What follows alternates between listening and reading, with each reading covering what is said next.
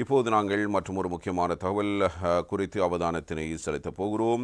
தேர்தல்கள் ஆணைக்குழு அறிவித்திருக்கிற அறிவிப்பு: நீதிமன்ற தீர்ப்பு கிடைத்ததும் உள்ளூராட்சி தேர்தலுக்கான திகதி வெளிவரும், வாக்குச்சீட்டை திருத்தவும் ஆலோசித்து வருவதாக ஆணைக்குழு தலைவர் இவ்வாறு தெரிவித்திருக்கிறார். தமிழன் பத்திரிகைகளின் இந்த செய்தியை இப்படி நாங்கள் எடுத்துக் கொள்கிறோம். எனவே நீதிமன்ற தீர்ப்புக்காகத்தான் தேர்தல்கள் ஆணைக்குழுவும் காத்திருக்கிறது என்பது அவருடைய கருத்தின் மூலம் தெரிய வருகிறது. உள்ளூராட்சி மன்ற தேர்தல் தொடர்பான நீதிமன்ற தீர்ப்புகள் வெளியானதும் தேர்தலை நடத்துவது தொடர்பில் உறுதியான தேர்தல் திகதி வெளியாகும் என்று தேர்தல்கள் ஆணைக்குழு அறிவித்துள்ளதோடு மாகாண சபை தேர்தலை அறிவிப்பது தொடர்பில் அரசாங்கம் விரைந்து நடவடிக்கை எடுக்க வேண்டும் என்றும் ஆணைக்குழு வலியுறுத்தி இருக்கிறது. அதற்கமைய எதிர்வரும் உள்ளூராட்சி மன்ற தேர்தல் வாக்குச்சீட்டை திருத்தி அமைப்பது தொடர்பில் கலந்தாலோசித்து வருவதாகவும் தேர்தல்கள் ஆணைக்குழுவின் தலைவர் RMAL ரத்நாயக்கே இவ்வாறு தெரிவித்திருக்கிறார். இதேவேளை பொதுத் தேர்தல் தொடர்பான வரவு செலவு அறிக்கையை சமர்ப்பிக்காத 1064 வேட்பாளர்கள் தொடர்பில் வழக்கு தாக்கல் செய்ய நடவடிக்கை எடுக்கப்பட்டுள்ளதாகவும் அவர் சுட்டிக்காட்டியிருக்கிறார். அரசாங்க தகவல் திணைக்களத்தில் நேற்று இடம்பெற்ற செய்தியாளர் சந்திப்பிலேயே அவரால் இவ்வாறு தெரிவிக்கப்படுகிறது.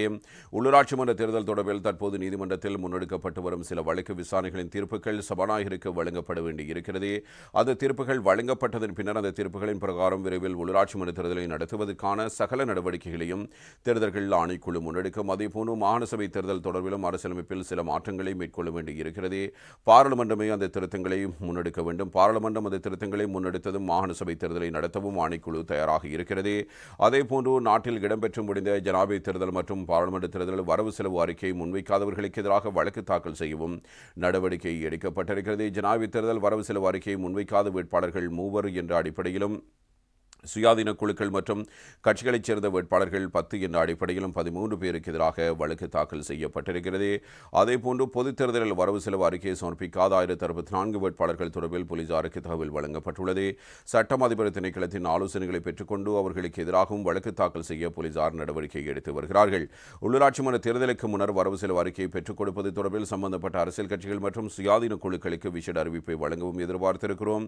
எதிர்வரும் உள்ளூராட்சி மன்ற தேர்தலை எவ்வாறு நடத்துவது என்பது தொடர்பில் கலந்துரையாடி தீர்மானங்கள் எதுவும் எடுக்கப்படவில்லை. எனவே தேர்தலுக்கான திகதி வெளியானவுடன் இது தொடர்பிலும் தேர்தல் கண்காணிப்பாளர்கள் தொடர்பிலும் கலந்தாலோசிப்போம். அதேபோன்று கடந்த தேர்தல்களை எவ்வாறு வாக்குகள் நிராகரிக்கப்பட்டன என்பது தொடர்பில் கலந்தாலோசித்து வருகிறோம். அதிக சுயேட்சை குழுக்கள் இருந்ததால் தவறை சுயேட்சை குழுக்களுக்கு வாக்களித்திருந்ததாக முறைப்பாடு கிடைத்திருந்தது. அதற்கமைய வாக்குச்சீட்டை திருத்தி அமைப்பது தொடர்பிலும் கலந்தாலோசித்து வருகிறோம்.